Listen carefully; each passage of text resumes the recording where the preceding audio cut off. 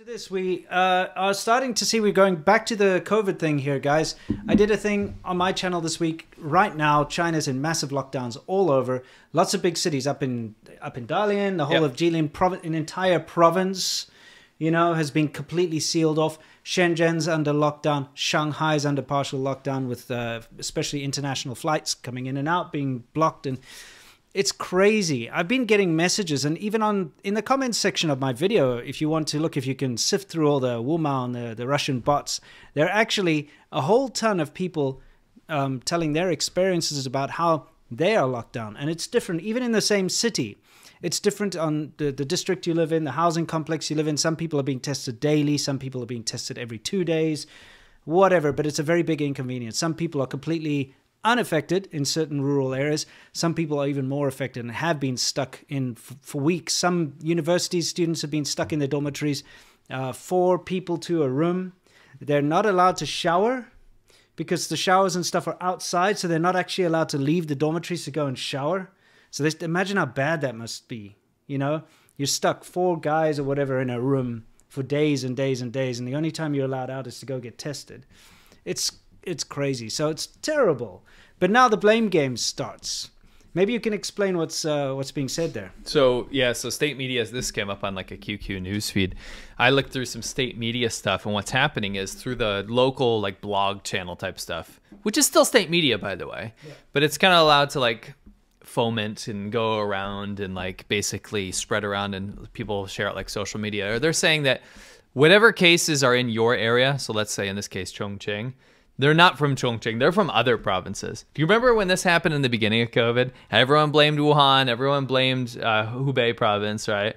Then it started, you know, they started saying, oh, it's from this area. It's from this area. It's from this area, but it's not from our area. But then eventually it became, oh, it's not from our China. You know, you can't blame China. They're doing this again. It's like a reset. Yeah. Oh, it's not from Chongqing. Oh, it's not from Shenzhen. Oh, it's not from this. It's from other provinces. But actually, the state media, what they're ramping up to is they're going to officially blame imported cases again. So the people that brought COVID in to China were either paying bribes to get smuggled across the border, or were foreigners, or were Chinese people that lived abroad. You know, they really are ramping up this idea that COVID has been smuggled back into China, because now they're offering up to 1 million RMB in rewards for people that can lead to the arrest of people that have snuck back into China. Because it's so draconian right now. There are so many Chinese people that just want to get back in for whatever reason. They've been locked out of the country for so long, and they don't want to. Well, first of all, they're not allowed to come back in. And those that are allowed to come back in, it's an incredibly stringent quarantine process, and it's expensive and all that kind of stuff. And it's a big, terrible thing. So what they want to do is sneak back in. So they literally go to certain parts of China where the border, there's like a little river or something, and they swim across and all that kind of thing. So now they're offering massive rewards for anyone that's caught doing that. So you can rat out your neighbor if you know that they did that, and you can earn up to 1 million RMB. Thing is, the rewards are so there's just so good. Like the amount of money you get as being a smuggler, like human trafficking, we know is huge. There's human trafficking networks into Hong Kong. There's human trafficking networks into all bordering countries, Laos, Kazakhstan, Burma. They're well documented. I've seen them. Vietnam. The thing is, the problem with those with that situation is that they're heavily guarded right now because of this. They don't want COVID to come in the country. This is their excuse. But the money that people are willing to pay, some of the bribe ads I was seeing in the city I used to live is up to $500,000. If you think about these like massively worth billion-dollar rich people, of course that's nothing. But the amount of money you can make smuggling someone back into the country is huge. Yeah. It's absolutely enormous. It's crazy. So it's just interesting to see the blame game going around. Now here's something we'd like to show you as well, is people rushing to get their booster shots. Now, okay, this is incredible, but can we just point out the tape real quick? Oh yeah, the cable management on the wall there is just amazing. Let's use packaging tape. Anyway, take a look at this undulating mass behind us for a second here. Okay, I mean, you might think that there's a Black Friday sale, or I don't know what, like there's some gem or some, like, you know what I mean, like Indiana Jones and the Last Crusade. There's going to be a golden idol in there that everyone's trying to get to.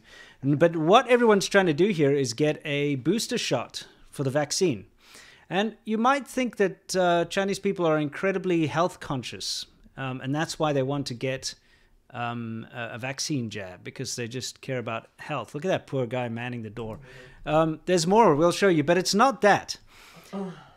The mandatory zero COVID policy that goes on in China, if you do not have that jab, if you do not have that booster, you're screwed. You need to have that. You need to have that proof if you're going to do anything. Like just go to the supermarket, for instance, or just, go to work or do, anything you want to do, you have to have that information. So what people are doing now is they're rushing. It's like a competition. They need to get this jab. They need to get the booster, and they need to get their little updates and everything. So you're trying to tell me it's not that they just finally got PS5s in stock? No. Oh, okay. Gotcha. No. Good. I mean, the thing about this, that the absurdity of what's going on behind us here right now, we'll just leave it playing, is that in order to get a vaccine, what you need to do is bundle up against hundreds and thousands of people at the same time, cheek by jowl.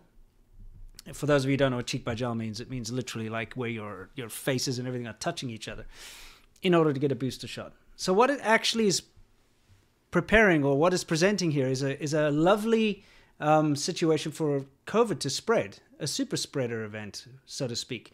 And that's a big criticism I've had over this whole zero COVID policy, because my friends that are in Shenzhen have been telling me how it's been going down.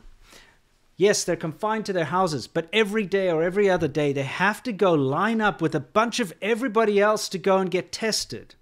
So now we all know that Omicron is very transmissible, and, face masks don't really help. They do, but it's not, but the percentage is low. Yeah, low. Okay. So what you want to do in that situation is go line up with a bunch of people to get tested and then get the COVID there, because that's what's going to happen.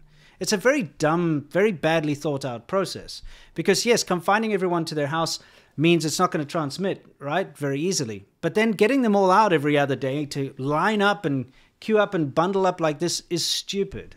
Wouldn't you say? Absolutely. That's something we saw in the beginning, is like this mass testing stuff, whatever, like to say what you want about whatever method, each country is using and stuff. When you have millions of people every single day that are basically spitting in each other's mouths, and you keep in mind, like, a lot of these people don't have their masks on. So that's, you take the mask equation out of this for these people. A lot of these people are taking their masks off just to get tested. They're not worried about the virus. They're worried about the fact that they're not going to get their green QR code so they can go anywhere or do anything. So life is limited.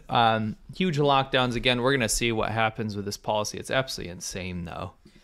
What's happening now, though, is that finally we're starting to see inklings of the government kind of mentioning that, maybe this isn't such a great idea. Okay.